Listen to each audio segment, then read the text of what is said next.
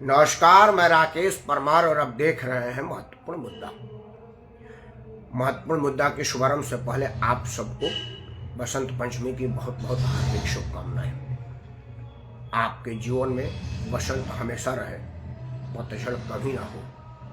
खुशियों का गुलाल जो आज आपके ललाट पर पहली बार पड़ा है, होली तक पड़ते रहने के लिए वो आजीवन रहे और आप इसी तरह से खिलखिलाते रहें, मुस्कुराते रहें। दुख, रोग और व्यसन से आजीवन दूर रहे। इन्हीं शुभकामनाओं के साथ मैं राकेश परमार एक बार पुनः आपको प्रणाम करते हुए वसंत पंचमी की हार्दिक शुभकामनाएं देता हूं। मित्रों, आज की चर्चा शुरू करने के पहले एक बार आपसे हाथ जोड़ के प्रार्थना करते हैं कि आप इस वीडियो को लाइक करें, चैनल को सब्सक्राइब करें और इसे अपने सभी समूहों में साझा करें, क्योंकि साझा करने से समस्या अपने समाधान को प्राप्त करता है और उस समाधान को प्राप्त करता है तो समाप्त होता है। मेरे एक दिन के प्रयास से कोई समस्या समाप्त नहीं हो पाएगा, लेकिन एक दिन जरूर होगा। इसी आस विश्वास के साथ मैं प्रत्येक दिन आपके सामने एक मुद्दे को महत्वपूर्ण मुद्दे के रूप में प्रस्तुत करता हूं और आपसे आपका आशीष मांगता हूं। आप अपना आशीष कृपया बनाए रहिएगा। आपका प्रोत्साहन ही मेरा परितोषक है और आपका आशीर्वाद ही मेरा हौसला अफजाई का काम करता है। मित्रों, आज दिल्ली विधानसभा चुनाव 2025 के लिए चुनाव प्रचार शाम को थम गया। असली खेल खैर अब शुरू होगा।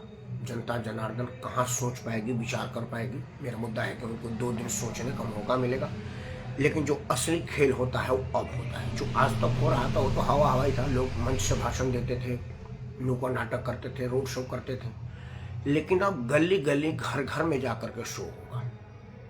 और यह लोकतंत्र का बदनुमा दाग है जिसे इनकार नहीं किया जा सकता। हर तरह के लोग अपनी अपनी शोबाजी करेंगे। कोई 500 का नोट दिखाएगा तो कोई 500 का 5 नोट दिखाएगा, कोई 50 नोट भी दिखा सकता है। दिखाते हैं और लोग ये समय समय पर ऐसे लोग पकड़े जाते हैं और इस पर रोक कोई भी पार्टी नहीं लगा सकती। और जब पार्टी नहीं लगाएगी तो फिर पुलिस कहाँ से लगाएगी? पुलिस कोई अलग से थोड़े है, वो तो पार्टी के इशारों पर चलने वाली है। जिसकी लाठी उसकी भैंस, कहावत है। अब है जिसकी सरकार उसकी पुलिस। तो इस पर मुझे संदेह है, लेकिन आप पर भरोसा है। आप अपना वोट ना बेचें, विवेक के साथ सोच समझ के करें। 2 दिन आपके पास मौका है विचार करने का। 2-3 मुद्दे मैं आपके सामने रख रहा हूं जो आप विचार कर सकते हैं। बाकी आप सब समझदार हैं और सब लोग विचार करने की मुद्दों को पहचान गए होंगे और विचार प्रारंभ तो आपने पहले दिन से कर दिया होगा कि आपको अपना वोट कहाँ देना है। मैं बेमतलब का नहीं कहूँगा, लेकिन ज़रूर मैं कोशिश करूँगा कि कुछ बातें मैं भी आपके सामने रख दूँ। हो सकता है इन बात पर आपका ध्यान नहीं गया हो। मित्रों, अब एक बढ़िया तुलनात्मक अध्ययन करने का समय आया है। बहुत सारे मतदाता ऐसे होंगे जिनको शीला दीक्षित का 15 साल का कार्यकाल का ध्यान नहीं होगा, क्योंकि उस वक्त तो मतदाता नहीं होंगे।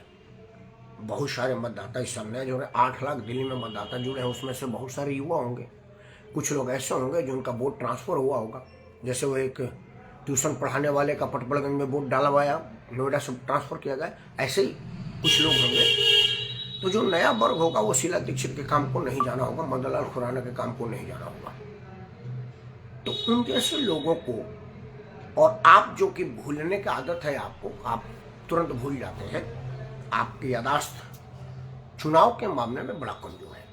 वैसे तो बड़ा मजबूत यादाश्त है कि फलाना आदमी ने फलाने टाइम में मेरे को गाली दिया था, मेरे को मौका आया तो उसका गर्दन काटूंगा। इसमें तो आपको 300 साल तक याद रहता है। उस यादाश्त की तो कोई शानी नहीं।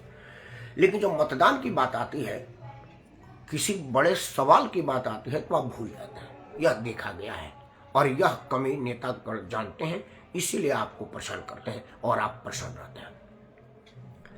इसलिए मैं 2-3 बातें आपको याद करा दूं। शुरू करते हैं पहले मदन लाल खुराना की, क्योंकि दिल्ली में जब विधानसभा दोबारा बना तो पहले मुख्यमंत्री की सुशोभित करने का सौभाग्य मदन लाल खुराना ने जुड़ लिया। तब वो दक्षिण दिल्ली से सांसद हुआ करते थे। खुराना साहब जब दिल्ली में आए तो उनको समझ में नहीं आ रहा था कि दिल्ली में क्या किया जाए। हालांकि वो दिल्ली के ही थे। पाकिस्तान से जब आए माइग्रेट करके, तो वो दिल्ली के कीर्ति नगर में आए और वहीं पर उन्होंने अपना घर मकान बनाया। मतलब एक तरह से वो दिल्ली के बेटा थे। अरविंद केजरीवाल तरह से आयातित बेटा नहीं, जो हरियाणा में पैदा हुआ, यूपी में रहा और कह रहा है कि मैं दिल्ली का बेटा हूँ, ऐसा नहीं था।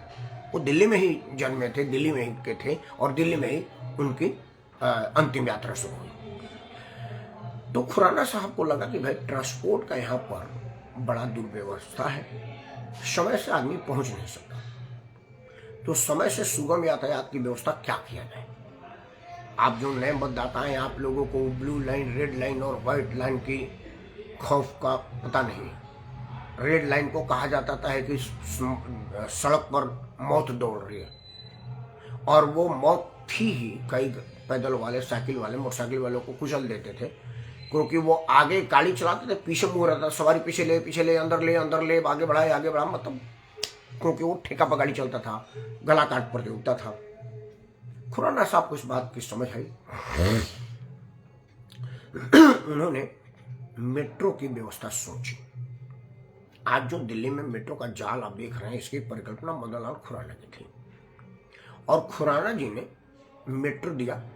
आज जो लोग मेट्रो में एक बार चल देते हैं, वो फिर अपने गाड़ी से कहीं नहीं जाते हैं। हम लोग जो फिक्स नौकरी नहीं करते, हमें कहीं यहाँ जाना वहाँ जाना हो, हम भी प्रीफर करते हैं कि मेट्रो का ही इस्तेमाल किया जाए। और आजकल बैटरी रिक्शा हर गली में, हर नुक्कड़ पर मिल जा रही है। हर मेट्रो स्टेशन के पास वो खड़ी है, 2-4-5 किलोमीटर तक आपको आपके गंतव्य तक पहुँचा दी। और आप अगर मान लीजिए कि बदरपुर से बैठते हैं, तो सेंट्रल सिक्योरिटी जाने के लिए आप कहेंगे कि मैं 40 मिनट बाद पहुँच रहा हूँ, जबकि गाड़ी से अभी भी आप मिनट की बात नहीं कर सकते। तो जो सुगम व्यवस्था दी गई है, शानदार व्यवस्था दी गई है, वो जो परिचालन हो रहा है मेट्रो का, वो मदन लाल खुराना का है। जो लोग दिल्ली के विकास पर विचार करेंगे, यातायात की सुगम व्यवस्था को ध्यान में रखेंगे, वो मदन लाल खुराना को अपना समर्थन देंगे, क्योंकि खुराना साहब ने उस वक्त बहुत बड़ा काम किया था। यह सब उन्हीं के जमाने का काम है। जब शीला दीक्षित आई तो उन्होंने मदन लाल खुराना के काम को रोका नहीं। आमतौर पर होता है कि राजनीति में अगर कोई भाजपा ने कोई निर्णय लिया है तो कांग्रेस आती है तो उसको पलट देती है, ताकि यह काम भाजपा के खाते में चला जाएगा। शीला जी ने ऐसा नहीं किया। शीला जी ने भी मेट्रो के काम को आगे बढ़ाया। उसके एडिशन में शीला जी ने कहा कि भाई मदन लाल खुराना ने तो ऊपर और जमीन के नीचे व्यवस्था दे दी, और लाल बत्ती वाली समस्या पर तो उनका ध्यान ही नहीं गया। असल में लाल बत्ती की समस्या को ही ध्यान में रख के खुराना साहब ने मेट्रो का परिचालन सोचा था और प्रारंभ किया था।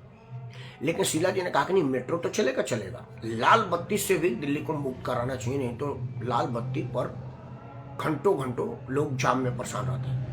आप सोच रहे होंगे कि 2 से 2.5 मिनट मैक्सिमम लाल बत्ती होती तो घंटा क्यों नहीं, वो 2 मिनट की जो बत्ती होती है वो 1 घंटा कर देती, क्योंकि एक बार आदमी अभी भी जहाँ बत्ती है दिल्ली में, आपको 4 बार 5 बार जब बत्ती ग्रीन होगी तब आप निकलेंगे, क्योंकि इतनी लंबी लाइन लग जाती है आज भी।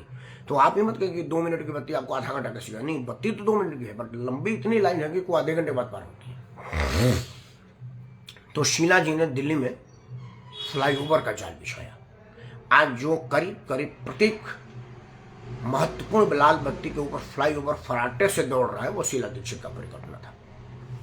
और सबसे बड़ी बात है कि दोनों मुख्यमंत्री, मतलब मदन लाल खुराना साहब और शीला दीक्षित ने कभी भी अपने किसी भी बयान में, चुनाव के टाइम में भी नहीं कहा कि हमको केंद्र सरकार ने अड़ंगा डाला है, काम नहीं करने देती, कभी नहीं कहा। मदन लाल खुराना मेट्रो की जाल का परिकल्पना किए, प्रारंभ कर दिए, लेकिन और केंद्र से ही पैसा लेके करना था, क्योंकि दिल्ली में राज्य सरकार कुछ नहीं हो, सब गृह मंत्रालय से अनुमोदन होता है, राज्यपाल उपराज्यपाल उसका मालिक है और वही उसको करता धरता है। और जाहिर सी बात है, जब मदन लाल खुराना थे तो केंद्र में कांग्रेस की सरकार थी, नरसिम्हा राव सब देश के प्रधानमंत्री थे। उस स्थिति में उन्होंने कभी नहीं कहा कि राव साहब हमको काम नहीं करने देते, अड़ंगा डालते हैं, या उपराज्यपाल कोई काम में अड़ंगा डालते हैं। हम लोग पहली बार थी तो केजरीवाल के जमाने में सुने, और उन्होंने मेट्रो का जाल बिछा दिया। वही बात शीला जी की, 15 साल में शीला जी, 10 साल मनमोहन सिंह और 5 साल अटल बिहारी वाजपेयी रहे। शीला जी भी कभी नहीं कहा कि भाई अटल जी मेरे काम में अड़ंगा डालते हैं, ये बात उन्होंने भी नहीं कहा, और निर्विवाद रूप से वो काम करते रहे। अरविंद केजरीवाल का जब मौका आया, वो कहा कि भाई क्या करना, उसे काम तो करना नहीं था, तो उन्होंने कहा कि देखो ये दोनों मिले हुए हैं जी, इसीलिए एक दूसरे को इल्जाम लेकर हमको तो काम में उड़ांगा डाला जाता है। अब जरा 2 मिनट केजरीवाल की बात करने के पहले खुराना साहब की बात कर लूं। खुराना साहब चुनाव प्रचार में आते तो अपना काम गिनाते थे, मैंने ये किया वो किया, कभी नहीं कहा कि केंद्र ने करने नहीं दिया। शीला जी ने ये कहा कि मैंने ये किया वो किया, आगे भी करेंगे, केंद्र नहीं करने दिया, ऐसा उन्होंने कभी नहीं कहा। जब केजरीवाल आए, अब उनका भी 10 साल, वो तो करीब 3 बार वो भी मुख्यमंत्री बन गए, तो 10 साल से ऊपर के मुख्यमंत्री काल में अरविंद केजरीवाल ने सिर्फ दिखावा किया है काम का और प्रचार किया है। मुझे ठीक से याद है कि मौलाना खुराना जब मेट्रो चलाए थे तो मेट्रो में कहीं यह नहीं लिखा था कि ये खुराना ने चलाया है। लेकिन आज आप देखिए कि पंजाब में क्या क्या हो रहा है, और सब झूठी बातें, टीवी विज्ञापन में, रेडियो विज्ञापन में, मोबाइल के विज्ञापन में, मतलब करना कम दिखाना ज्यादा। वो एक चुटकुला है ना कि जब नई बहुरिया शादी करके आती है तो रोटी कम बनाती है, चूड़ी ज्यादा बजाती है, ताकि लोगों को लगे कि बहू काम कर रही है, असल में काम नहीं करते, किचन में चूड़ी बजाती है। और अरविंद केजरीवाल वो किचन में चूड़ी बजाने वाला ही काम किए हैं पूरे अपने 3 कार्यकाल में, और कुछ नहीं किया है। एडिशनली क्या किया है, समाज में वैमनस्य को बढ़ाया है। जैसे अपने 3 कार्यकाल में उन्होंने मौलानाओं को तनख्वाह दिया, हालांकि अब पता चला इस चुनाव में कि मौलाना को भी गोली दिया नहीं है। मतलब ये भी सबसे बड़ी बात है। हम लोग तो इस बात को कहते थे कि भाई देखो केजरीवाल बड़ा खराब आदमी है, वो धर्म के नाम पर मौलाना को तनख्वाह देता है और ग्रंथियों को और पुजारियों को भी सब नहीं सोचता। तो उसने उनको भी नहीं दिया है, गोली ही दिया है, 2-4 महीना दिया होगा, और जब वोट हो गया, काम निकल गया, तो उनको भी दरकिनार कर दिया। ये उन्हीं के लोग कह रहे थे अब की बार के कार्यकाल में बात उठा कि भाई हमारा 18-20 महीने से आपने तनख्वाह ही नहीं दिया है। जब केजरीवाल की अपनी फाइंडिंग आई कि भाई दिल्ली में हमारी सत्ता हिल रही है, तो उन्होंने सॉफ्ट हिंदुत्व को लगाया, क्योंकि भाजपा से लड़ना है, और भाजपा से हिंदू के पीछ पर तो लड़ नहीं सकते, क्योंकि उसमें उसको महारत हासिल है। ओपनली अगर हिंदूवादी बात कहने पे झिझक नहीं, शर्म नहीं, संकोच नहीं, वो है भारतीय जनता पार्टी। उसने भाजपा ने हिंदू के लिए किया नहीं किया वो एक अलग विषय हो सकता है, विवाद का विषय हो सकता है, लेकिन एक बात तो निर्विवाद रूप से है कि भारतीय जनता पार्टी ने कभी नहीं छुपाया कि मैं हिंदूवादी पार्टी नहीं हूँ, राम मेरे मुद्दे में नहीं है, कृष्ण मेरे मुद्दे में नहीं है, मथुरा काशी मेरे मुद्दे में नहीं है। चिल्ला के कहते हैं कि अयोध्या तेज झांकी है, काशी मथुरा बाकी है। वो मुस्लिम इलाके में भी कहते हैं, किस बात का परवाह नहीं है कि उससे मेरा बाकी का वोट बिदक जाएगा, या यहीं पर जो धर्मनिरपेक्ष नाम का ढकोसला करते हैं उनका बिगड़ जाएगा। उन्होंने कभी नहीं कहा। अब इस चुनाव में केजरीवाल को लगा कि ऐसा कुछ हो, तो उन्होंने ग्रंथियों और पुजारियों को तनख्वाह देने की बात की। जिस तरह से मौलानाओं को तनख्वाह देने की बात थी वो अभी तक नहीं दिया, पर ग्रंथियों को दे पाएगा कि नहीं वो तो सरकार बनने में के बाद देखा जाएगा। सरकार बन नहीं रही है। अब आपको सोचना है, केजरीवाल का एक भाषण आ रहा था कि बटन दबाना, 25,000 रुपये मैं महीना आपको बचा रहा हूँ। मैं भी बड़ा गणित से बताया, कोई 25,000 रुपये महीना कहाँ से बचाएगा। मान लीजिए कि 200 यूनिट बिजली फ्री दे रहा है, तो 200 यूनिट का बिजली का तो 25,000 होता नहीं, 2-2.5 रुपये कि 3 रुपये है, तो 200 में 300, 600-700, 1,000 रुपये मान लेते हैं, तो 1,000 रुपये तो ये हो गया, और 300-400 रुपये का पानी मान लेते हैं, 1,000 रुपये में पानी का मान लेता हूँ तो 2,000 हो गया। मैं अगर महिला हूं तो रोज का 50 रुपये बस का भाड़ा मान लेती हूँ, तो 1,500 रुपया हो गया, तो 3,500 रुपये हुआ। तो बाकी केजरीवाल और क्या दे रहा है। मैं सोच रहा हूं भाई उसके मोहल्ला क्लिनिक में तो ना डॉक्टर होता ना दवाई होती है, सिर्फ टेस्ट के नाम पर घोटाला होता है, तो उससे भी आम आदमी को कोई फायदा नहीं। तो 25,000 कहाँ से। तो फिर मेरे को बाद में आया कि भाई अरविंद केजरीवाल का मतलब झूठ बोलना, तो झूठ में 25,000 का आप कैलकुलेटर करते नहीं कि कहाँ से आएगा। लेकिन नाले पर दाला मारते हुए राजनीति का चढ़ नरेंद्र मोदी ने सीधा सीधा लोगों को 12 लाख रुपए टैक्स फ्री कर दिया, सीधा 12 लाख रुपया, मतलब 80-85 हजार रुपया आपका सीधा फायदा। 80-85 हजार रुपया फायदा का मतलब होता है आप 12 से भाग कर लीजिए, मतलब आपका 8-9 हजार रुपया महीना सीधा बच रहा है टैक्स में। बाकी जो आपका मुफ्त वाला था वो उन्होंने कहा कि हम उससे ज्यादा देंगे। आप 1,000 रुपया कह रहे थे, उन्होंने सीधे 250 रुपये कर दिया। इंश्योरेंस से इलाज का 5 लाख रुपया का उनका पहले से था, जो दिल्ली में केजरीवाल ने लागू नहीं होने दी, उसको और उन्होंने बढ़ा दिया है किसान ऋण, मुद्रा ऋण, ये सब चीजें आने के बाद तो अब फ्री की रेवड़ी में केजरीवाल के टक्कर में बहुत आगे नरेंद्र मोदी की पार्टी निकल चुकी है।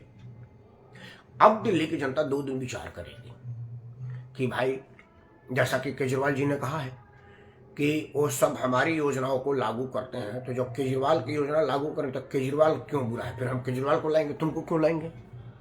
यही जनता विचार करेगी कि जब केजरीवाल की मुफ्त की योजना को मोदी भी ला रहे हैं तो फिर केजरीवाल को क्यों न लाए, मोदी को क्यों लाए। अब ये 2-3 मिनट समझने वाली बात है मित्रों। दिल्ली की जनता जो 2 दिन विचार करे, उन्हीं बातों पर विचार करे कि जब अरविंद केजरीवाल पहली बार चुनाव लड़े शीला दीक्षित के विरुद्ध, तो उन्होंने कहा कि पहला काम हम शीला दीक्षित को जेल डालेंगे क्योंकि उन्होंने घोटाला किया है, आकंठ योगी सरकार है। उस वक्त उन्होंने एक लिस्ट जारी किया था। ये हालांकि अलग बात है कि चुनाव के तुरंत बाद जिन जिन लोगों को लिस्ट चला उनके घुटने पर जाकर के थूक के चाटे और कई लोगों से माफी मांगे, सार्वजनिक कई लोगों को चिट्ठी लेकर के माफी मांगा, वो मीडिया में भी जारी किया गया कि हमसे माफी मांगे, फला जगह माफी मांगे। तो दिल्ली की जनता सोचेगी कि भाई, जो आदमी बच्चों की कसम खा करके और पलटी मार सकता है, जिसको अपने बच्चे की चिंता नहीं है, वो हमारा क्या चिंता करेगा? क्योंकि आदमी राजनीति में रहे या किसी में रहे, अपना बच्चा से बढ़ के कोई चीज नहीं होता दुनिया में। आदमी अपने बच्चे के लिए लाख कर्म कुकर्म करता है। चोरी, बेईमानी, डकैती आदमी बच्चों के लिए ज्यादातर करता है। ये जो नेता लोग बड़े बड़े घोटाला करते हैं, वो एक साधारण गाड़ी में चलते हैं, उनका बेटा BMW में चलता है। आपने देखा होगा ना, ये नेता फला साहब लालू जी कई 1000 करोड़ रुपया चारा घोटाले में कितना रुपया लूट लिए। तो लालू जी BMW नहीं चल सकते, टीवी में आ जाएगा, उनका लड़का हवाई जहाज में केक काट रहा है, हेलीकॉप्टर में केक काट रहा है।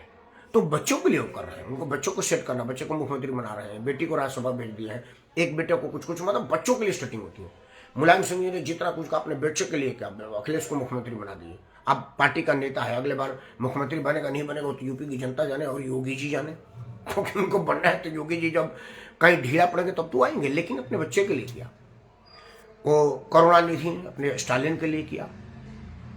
उसी तरह से हर आदमी, मतलब जो भी पटनायक साहब ने पटनायक जी के लिए किया, देश भर में आदमी बच्चे के लिए करता है। यहां हमारा केजरीवाल अपने बच्चे की झूठी कसम खा लिया कि बच्चों की सौगंध खा के कहते कांग्रेस समर्थन नहीं लेंगे, और उसी कांग्रेस के घुटने पर जाके गिर गया। मतलब सरकार बनाने की बात आई तो अपना बच्चा भी कुछ नहीं, बच्चा भी कसम तोड़ दी जाएगी, बच्चे को कुछ हो जाए, भगवान न करे उसको लंबी उम्र दे। मैं तो प्रार्थना करता हूँ ये काल का माता, केजरीवाल के बात को बिल्कुल मत सुनना, उसके मुंह में खाक। अगर वो बच्चे पर कुछ पड़े, बिल्कुल ना पड़े, उसका बच्चा बिल्कुल फले फूले, खूब नाम कमाए, पढ़े, जिस फील्ड में जाए उसमें उन्नति करे। हमारा आशीर्वाद है क्योंकि उम्र में मेरे से छोटा है, हैसियत में हमसे खूब बड़ा बने, हम ये आशीर्वाद देते हैं उम्र में बड़े होने के नाते। केजरीवाल के इस सौगंध को आप बिल्कुल इग्नोर कर दीजिए। लेकिन दिल्ली की जनता सोचेगी नहीं कि भाई, जो आदमी अपने बच्चे का नहीं वो हमारा क्या होगा। कुर्सी के लिए जो आदमी बच्चा का कसम छोड़ सकता है वो हमारे लिए क्या करेगा। उसके बाद केजरीवाल और झूठ दोनों पर्यायवाची हैं। जैसे कहा जाता है ना कि भाई रवि का पर्यायवाची क्या होता है, सूर्य होता है, अंग्रेजी में सन बोलते हैं। चाहे आप रवि कहें या सूर्य कहें, बात बराबर है, अंग्रेजी में सन कहें, बात बराबर है। उसी तरह से चंद्रमा का पर्यायवाची का भाई, चंद्रमा, चांद, इंदु, इस सब चंद्रमा का पर्यायवाची, तो वही नाम, एक ही नाम है। अर्जुन का पर्यायवाची है, अर्जुन, पार्थ, फलाना ढिमाका। उसी तरह से दिल्ली की राजनीति में, अब देश के राजनीति में भी कहा गया है कि झूठ और केजरीवाल एक ही नाम है, सिक्के के 2 पहलू हैं। आप झूठ बोले या केजरीवाल बोले, एक ही आदमी को संबोधित होगा, दिल्ली के मुख्यमंत्री, निवर्तमान मुख्यमंत्री, आम आदमी पार्टी का सर्वेसर्वा। आप कहते कि झूठ, तो बताओ आप झूठ, मतलब वही नहीं जो झूठ बोलेगा। नहीं, झूठ और केजरीवाल एक ही बात है, ये मैं नहीं कर रहा हूँ, केजरीवाल ने कहा है और करके दिखाया है।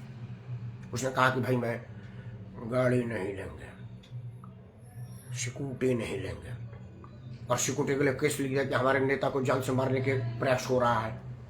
ज्यादा सिक्योरिटी, जेट प्लस सुरक्षा 2 राज्य से है, पंजाब से भी है और दिल्ली से भी है। उसके बाद भी सुरक्षा में सेन है। इस बात के लिए उसके नेता लोग रोज हड़ताल करते हैं। VIP ट्रीटमेंट नहीं होगी, उसका कहता है कि जेल में शुगर बढ़वा करके मारने का साजिश हो रहा है। ये नई नई बीमारी और नए नए तरीके हमने केजरीवाल के जमाने में सुना। उसके बाद घर नहीं लेंगे, और शीश महल वाला कांड तो आप जानते ही होंगे। शीश महल में सिर्फ कांड नहीं हुआ है, ऐसे ऐसे कांड हुए जिसकी कल्पना भी नहीं हो सकती। हालांकि चिदम्बरम साहब अपने पत्नी के घर में रह करके 2.5-3 लाख रुपया सरकार से किराया लेते थे अपने घर का। केजरीवाल अपने ही घर में अपने बेटे के टेंट बियर पर 10 लाख रुपया महीना देता था, वो दौड़ने वाली मशीन पर। अपने बेटे के 4-6 मशीनें ले रखा था। वो लड़का उसका उसी घर में रहता है, अभी नाबालिग लड़का है, पढ़ता है। उसने टेंट बिल खरीदा, उसने लड़के ने, और अरविंद केजरीवाल ने किराया पे लिया। ये देखिए घोटाले की कल्पना आप कर सकते हैं। वो जो करोड़ों रुपए के अर्धा पर्दा, वो तो सब अलग चीज है। अपने ही घर में अपने ट्रेन बिल को किराए पर लेकर के बेटे के किराए बिल पर दौड़ना और सरकार से पैसा वसूलना, ये नए तरह का घोटाला है। दिल्ली की जनता कहेगी भाई ऐसा भी होता है, हुआ है। दिल्ली की जनता 2 दिन ये विचार करेगी कि किसको निर्णय लिया जाए। अरविंद केजरीवाल के और भी बहुत कांड हैं। लोग अब सब टीवी में आ गए हैं कि कट्टर ईमानदार का मतलब बेईमानी का पराकाष्ठा। सारे मंत्री जेल में हैं और वो कोर्ट के सामने सफाई नहीं दे पाए, तभी जेल में है। और जो लोग जेल से बाहर हैं वो जमानत में हैं, अपराध मुक्त नहीं हुए। केजरीवाल भी अपराध मुक्त नहीं है, मनीष सिसोदिया भी अपराध मुक्त नहीं है, सत्येंद्र जैन भी अपराध मुक्त नहीं है। एक वो फर्जी डिग्री वाले का तो पता नहीं वो जेल में है कि बाहर है। मतलब अरविंद केजरीवाल ने अगर कोई 70 टिकट दिए हैं तो 17 में ऐसा कोई अपराध नहीं जो 17 ने नहीं किया हो। लेकिन केजरीवाल ने कहा कि नहीं, मैं अगर कह दूं कि मोदी चोर है तो आप मान लीजिए, आपको कोर्ट कचहरी जाने की जरूरत नहीं है, लेकिन आप चोर साबित हो जाए तो कहूंगा मैं नहीं मानूंगा कि चोर है। उन्होंने वो राशन कार्ड बनाने वाले वीडियो आप में से बहुतों ने देखा होगा, वो जो एक मजबूर महिला का राशन कार्ड बनाने के लिए वीडियो बनाए थे, याद है आप लोगों को? इतनी घिनौनी हरकत करते तो सबने देखा। अंत तक नहीं माना, नहीं मुकेश कुमार हमारा ठीक आदमी है, वीडियो नहीं, वो तो मन से हो रहा होगा। उसका जितेंद्र फर्जी वकील था। लोगों ने कहा बोला नहीं मैं मानूंगा नहीं। कोर्ट ने कहा कि कोई बात है, आप यही बता दीजिए कौन सी कमर में पढ़ते थे। मेरे को प्राइमरी से लेकर के अपने अंतिम पढ़ाई तक पता है कौन से स्कूल कमरा कौन था। हमारे टीचर तक का नाम याद है, कुछ सहपाठियों का भी नाम अभी भी याद है। कुछ हमारे साथ पढ़ने वाले लड़कों का, हालांकि सबका नाम याद नहीं है, लेकिन टीचर का तो मेरा नाम सबका याद है। उसको यही पता नहीं था कमरा किस तरफ है, पढ़ा होगा तब ना। अंत तक आगे नहीं, ये साजिश है। अंत तक केजरीवाल ने माना ही नहीं। हाँ, सिर्फ जैन जितेंद्र ने माना, जितेंद्र तोमर ने कि मैं फर्जी वकील हूँ, जो जिस पर इल्जाम था वो मान लिया कि मैं फर्जी हूँ। केजरीवाल ने नहीं माना, और वो मानने का आदत नहीं उसको। कहेगा नहीं हमारे ऊपर जो पड़ी हुई है वो हम मानते नहीं है, तुम्हारे ऊपर मैं कह दूँ तुम मान लो। ये सब देख रहे हैं। एक प्लेयर और है कांग्रेस की दुविधा यह है कि वो डिसाइड ही नहीं कर पा रही है कि मुझे लड़ना है क्यों नहीं लड़ना है। क्योंकि जब वो लड़ने की सोचती है, केजरीवाल कह देता है कि आम आदमी भाजपा के चुनाव फंड से ये लोग लड़ रहे हैं, क्योंकि उसको पता है कि जितना कांग्रेस आगे बढ़ेगी उतना नुकसान आम आदमी पार्टी का होगा, भाजपा को नहीं होगा। क्योंकि जो केजरीवाल जिस वोट पर सरकार चला रहा है वो सब वोट कांग्रेस का है। भाजपा का वोट जो मदनलाल खुराना के जमाने में था वही आज भी है, वोट नहीं कम हुआ है। कांग्रेस की वोट खत्म हो गई, वो आम आदमी पार्टी पर शिफ्ट हो गई, और एडिशनली आम आदमी पार्टी ने कुछ और प्रयास करके तिल तिगड़म करके वोट हासिल किया और सरकार चला रहा है। तो कांग्रेस से बितकना तो लाजमी है। और कांग्रेस को जब तक वो भाजपा का बी टीम नहीं कहेगा तब तक लोग कहेगा भाई अगर आप कांग्रेस को वोट दे रहे हैं मतलब भाजपा को जिता रहे हैं। वो इसलिए कह रहा है कि अगर जितना कांग्रेस आगे बढ़ेगी उतना केजरीवाल को नुकसान होगा, और यह दिल्ली में हो रहा है। दिल्ली में लड़ाई अब कांग्रेस और भाजपा के बीच में रह गए कि कांग्रेस कितनी सीटें और ले देती है और भाजपा कितनी ज्यादा सीट से सरकार बना सकती है। आंकड़ा यही है। और केजरीवाल का एक बौखलाहट आ रहा है। आज प्रेस कॉन्फ्रेंस में किया कि ईवीएम में 10 से 15% लोग पहले वोट बढ़ा दिए हैं, इसलिए अब जरा ज्यादा वोट दीजिएगा। मतलब हार के सारे बहाने जो हारने के बाद हमारे राजनीति में कहा जाता है, हार गए तो ईवीएम खराब है, जीत गए तो हमारा लोकप्रियता है। वो केजरीवाल ने पहले दिन चुनाव प्रचार खत्म के दिन आज ही कह दिया कि ईवीएम में वोट डल चुके हैं। मतलब हार के सारे चीज केजरीवाल ने किया है। अगर केजरीवाल को हार की आशंका नहीं होती तो ग्रंथियों और पुजारियों को पैसा देने के विषय में सोचता भी नहीं, हनुमान जी का आरती करता भी नहीं। क्योंकि जब तक था तब तक तो उसकी नानी बोलती थी कि ना ना ना ना, राम मंदिर ऐसे मंदिर में जाना पाप है बेटा। अब वो राम नाम का जाप कर रहा है, पूरे राम मंदिर में मंत्रिमंडल घुमा रहा है और बुजुर्गों को तीर्थ यात्रा करवाने के स्लोगन दे रहा है, गोली दे रहा है। तो मित्रों, लड़ाई कांग्रेस और भाजपा में है। कांग्रेस कितना आगे बढ़ती है और भाजपा कितने सीट से सरकार बनाती है यह तो खैर 8 तारीख को पता चलेगा। लेकिन आप लोगों के पास 2 दिन का मौका है। सबसे पहले दरवाजा मत खोलिएगा, अगर कोई लिफाफा देने आए उसको वापस कर दीजिएगा। क्योंकि वो आपका ईमान खरीदेंगे, प्रयास करेंगे। आप बिकिएगा मत, क्योंकि बिका हुआ आदमी और झुका हुआ सर उठता नहीं है, आप उठ नहीं पाएंगे। और आप विचार करिएगा कि क्या है आपको मदनलाल खुराना जैसा चुपचाप रह करके मेट्रो का जाल देने वाला चाहिए, या शीला दीक्षित वाला बिना किसी आलोचना का फ्लाईओवर की जाल देने वाला चाहिए, या बिना काम का सिर्फ सवाल बवाल सवाल बवाल सवाल बवाल वाला केजरीवाल चाहिए। निर्णय आपके हाथ में है। अब क्या निर्णय लेंगे यार को पता चलेगा, लेकिन मैं तो आपसे अनुरोध करूँगा कि मतदान पर ध्यान रखिएगा और इस बात पर भी ध्यान रखिएगा कि आप कुछ ऐसा करें जिससे सरकारों को, राजनीतिक दलों को यह होश आए कि आप विकलांग नहीं हैं, अपाहिज नहीं हैं कि आपको मुफ्त की चाहिए। आप मेहनत कश लोग हैं, आप कमा के खा सकते हैं, हमें मुफ्त की क्या जरूरत है। आप सुविधा दीजिए, सरकार है, मुफ्त मत दीजिए। कोई आप ना साहूकार है और ना ही हम भिखारी। यह बात जरूर करिएगा, और यह बात तब होगा जब आप नोटा का सोटा छोड़ेंगे, क्योंकि एकमात्र विकल्प नोटा इन सबके प्रश्न का जवाब। तो आपके जवाब के इंतजार में मैं राकेश परमार आपको प्रणाम करता हूँ। वंदे मातरम, जय भारत, और लोकतंत्र मजबूत रहे, स्वस्थ लोकतंत्र, साफ लोकतंत्र की उम्मीद के साथ 8 तारीख को देखेंगे कि आपने कितना सुना और कितना समझा। धन्यवाद। जय हिंद।